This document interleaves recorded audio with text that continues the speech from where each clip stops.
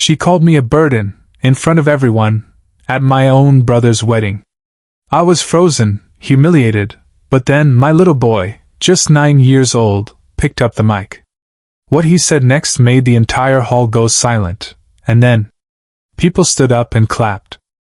Weddings are supposed to bring families together. That's what I kept telling myself while I zipped up my pale blue dress in front of the mirror, adjusting the neckline with slightly trembling hands. The dress wasn't new. I had bought it from a clearance rack at Macy's a month ago. I had even returned a pair of shoes I liked so I could afford it.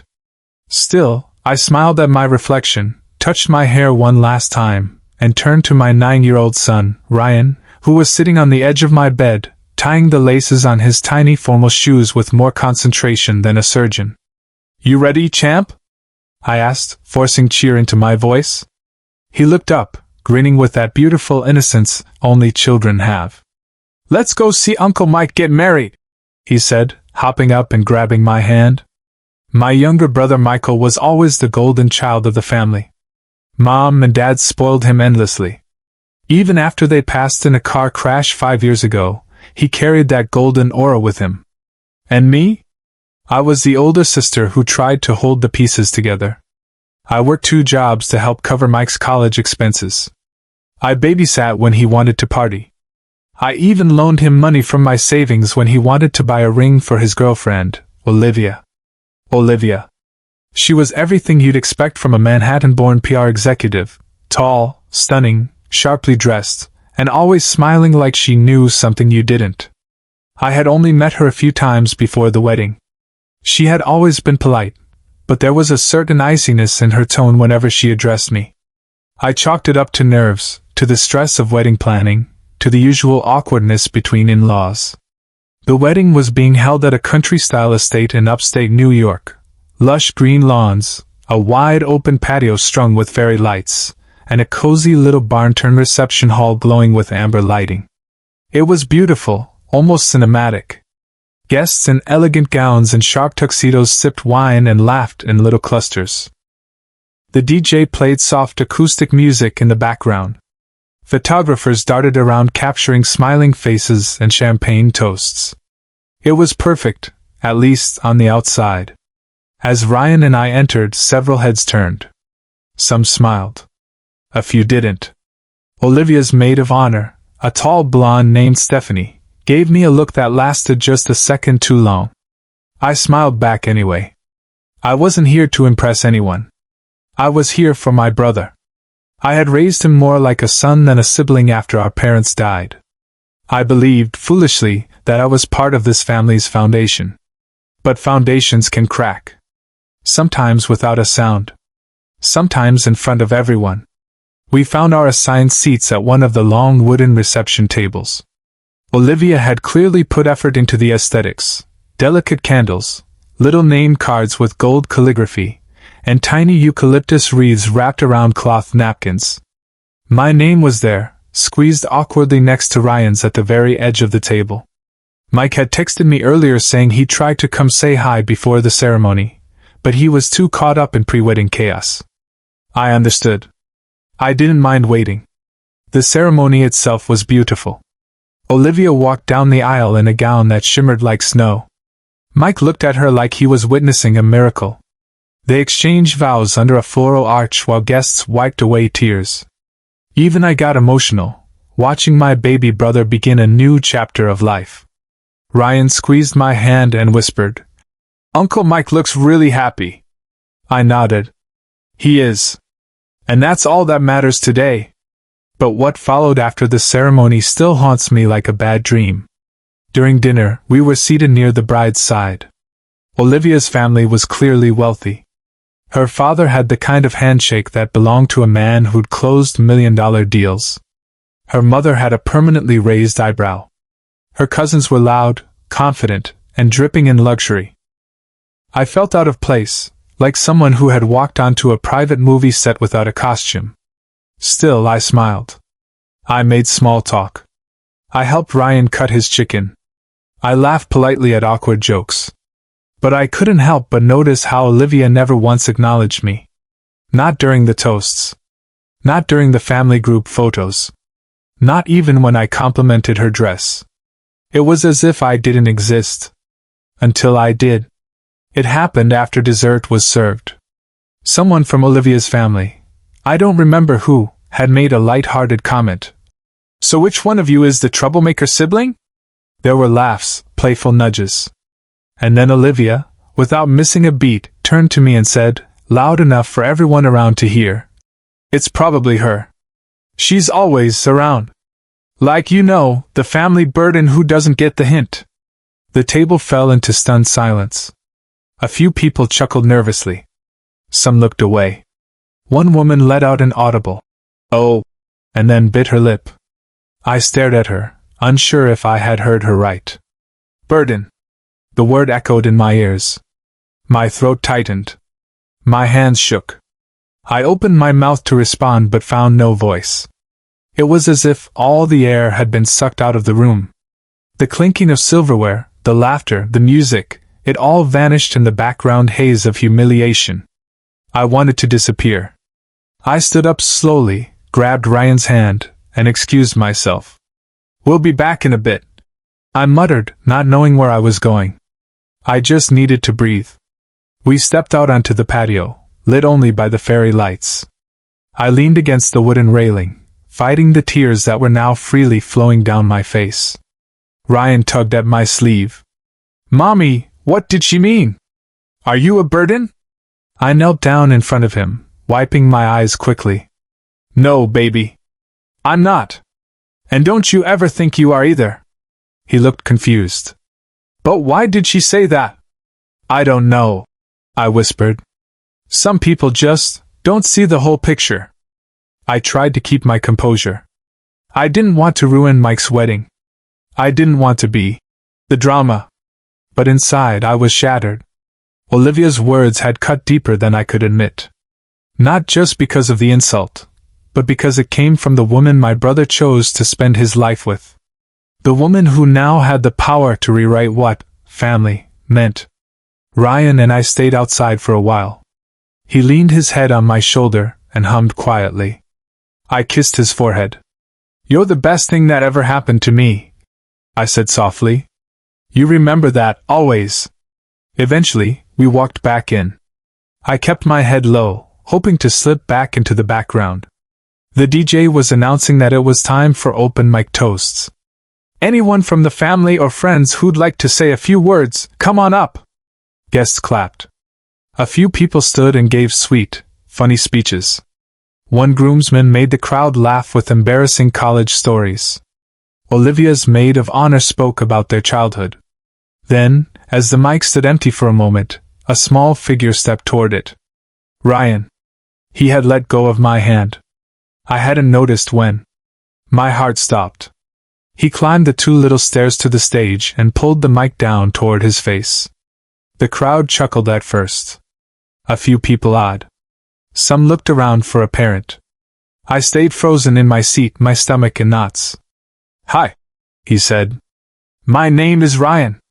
I'm 9. And I want to say something about my mom." Now the room was quiet. "My mom is really nice. She works a lot, but she still has time to play with me and help me with homework. She always gives me hugs, and she always smiles, even when she's tired.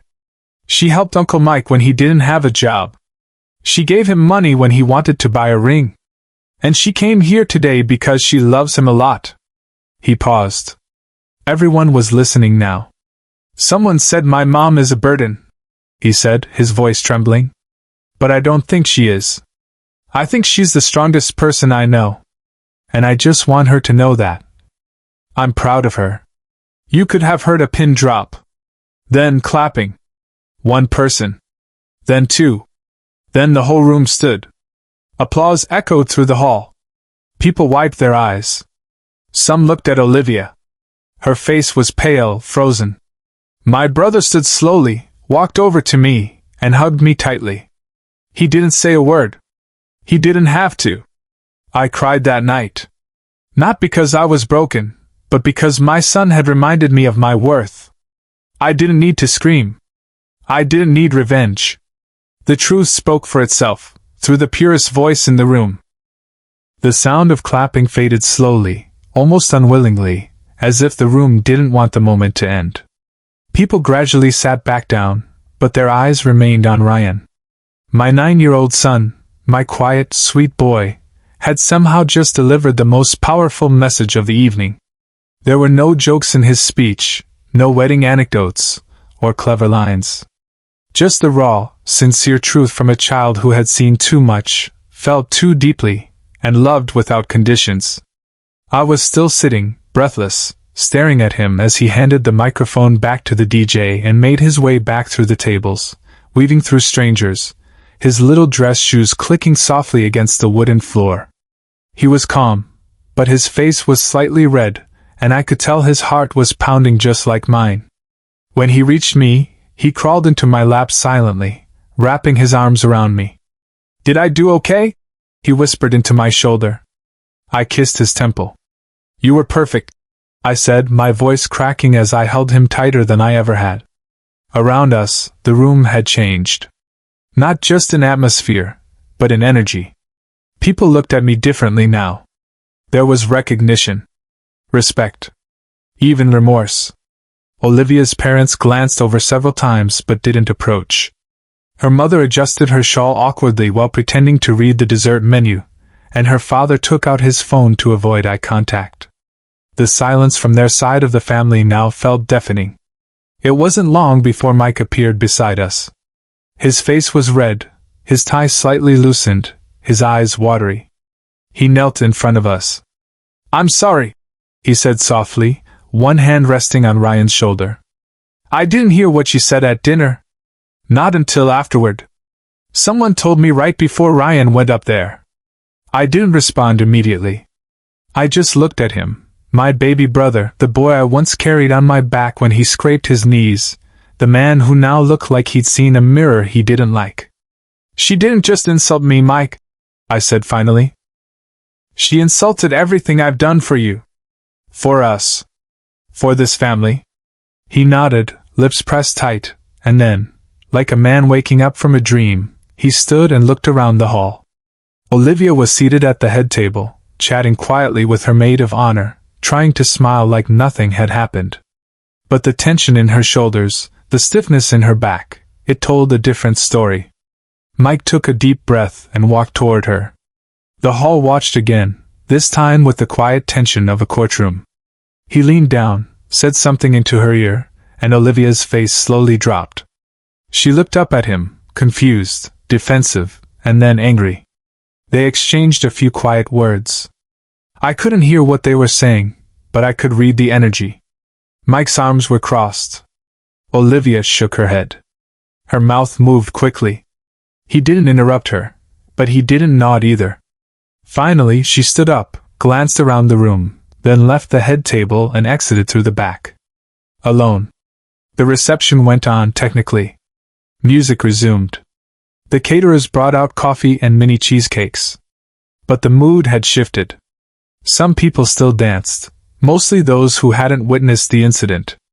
But the core of the evening had already passed. The real wedding story, the one no photographer would capture, had already been written in that room. Mike returned to me. "She needs time," he said, not asking for forgiveness but offering an explanation. "She didn't think it would land that hard. I told her it did." I nodded slowly. "Words land different when they hit people who already carry weight." He sat down beside me and reached for Ryan's hand. "You're a strong little guy," he said gently. Ryan beamed. "She made my mom sad," he said. "I don't like that."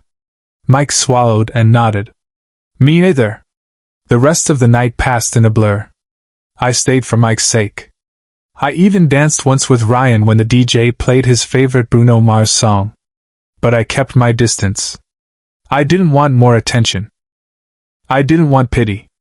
I just wanted the quiet dignity of knowing that, for once, the truth had walked into a room full of expensive makeup and polished lies, and it had spoken through the smallest voice with the biggest heart. The next morning, I woke up to several text messages. Some were from extended family, apologizing for not speaking up the night before. A few from guests I barely knew, saying they were moved by Ryan's speech. One message stood out. It was from Olivia. A single line. "I didn't mean to hurt you. I was trying to be funny. Sorry if it came out wrong." That was it. No explanation. No ownership. Just a slippery, half-hearted apology. I stared at the message for a long time. I didn't respond. Some wounds don't need replies. Some people just need to be left on read. Later that day, Mike called. He wanted to talk. We met at a small coffee shop near my apartment, the same one where we used to go after Sunday church with Mom and Dad. He sat across from me, sipping black coffee while I nursed a lukewarm chai latte. "You always hated weddings," he said, trying to joke. I didn't smile. "Not all weddings. Just the ones where I get publicly humiliated by a bride I helped you propose to." He winced. "I know. I hate that this happened. I really do. And I hate that you felt like no one had your back. You've always had mine. That's why it hurts so much," I said quietly. "Because I expected more from you." We talked for nearly an hour. Mike didn't make excuses for Olivia, but he didn't throw her under the bus either. He said she had grown up in a world where sarcasm was a love language, where emotional distance was survival. "She's not cruel," he said. "She's just unfinished." I looked at him. "We're all unfinished. But some of us choose not to paint over people while we work on ourselves." He nodded slowly, as if he knew, deep down, that marriage to Olivia was going to be complicated. But he had made his choice. And I respected that. "Whatever happens," he said, "you and Ryan are my family. You always will be." That was enough for me to stand up, hug him, and say goodbye, for now. Over the next few weeks, things settled. Life returned to its rhythm. I went back to work, juggling client calls and freelance gigs. Ryan returned to school and became a little mini-celebrity among his classmates when his story accidentally made it onto a wedding blog. Someone from the guest list had recorded his speech and posted it on TikTok. The video had gone viral. Millions of views. Thousands of comments. People calling him brave, beautiful, pure. Some called me a supermom. I read the comments late at night when I couldn't sleep. They made me smile. Not because I wanted attention, but because it reminded me that even in a world that often forgets quiet women like me, sometimes, a spark finds a stage. And that night Ryan lit it. One Saturday morning, about a month after the wedding, there was a knock at the door. I opened it to find Olivia standing there, dressed in jeans and a sweater, holding a small potted plant. Her hair was pulled back, her face clean of makeup. "Hi," she said. "Can I come in?" I paused for a long moment. Then, finally, I stepped aside. We sat in the living room. Ryan was out with a neighbor's kid, so it was just us. She placed the plant on the table. "It's a peace lily," she said. "They're supposed to grow in hard soil." I raised an eyebrow. "Is that a metaphor?" She smiled faintly. "Maybe." There was a long silence before she spoke again. "I was awful to you. I know that now. I didn't just say something stupid. I exposed who I was in that moment. And I hate that version of me." I nodded slowly, letting her talk. "I grew up in a house where emotions were seen as weakness," she continued. "We joked about people to keep power over them. But what I said to you, it wasn't a joke. It was jealousy. You're strong, you're present, you raised your son alone. And you still showed up to support your brother. I couldn't understand that kind of love. So I mocked it." Her voice cracked. "I'm sorry. Truly." I looked at her, really looked at her. For the first time, she didn't seem like the ice queen in a designer dress. She seemed like a scared girl who didn't know how to love without hurting. I reached for the plant and held it in my lap. "You know," I said gently, "lilies can survive tough conditions. But they still need light." She nodded, her eyes wet. "I'm trying." We talked for another hour. We didn't become best friends. We didn't hug or cry into each other's arms. But something shifted. She had come not to save face, but to say the words that mattered. I was wrong. And sometimes, in this world of filters and fakeness, those 3 words can be more healing than any flower, gift, or viral video. When she left, I stood at the window, watching her walk away. The lily sat on the kitchen table, its leaves reaching toward the sun. Ryan came home later and asked what it was. "It's a peace lily," I said. "Olivia brought it." He blinked. "Are you friends now?" I smiled. "Maybe not friends. But we're trying to be better." He looked at the plant, then back at me. "Good. Because I like happy endings." I laughed and pulled him into a hug. "Me too, buddy. Me too." Subscribe to The Other Side Story for real-life tales that reveal the truth behind the silence. Every story has 2 sides. Don't miss the one that changes everything.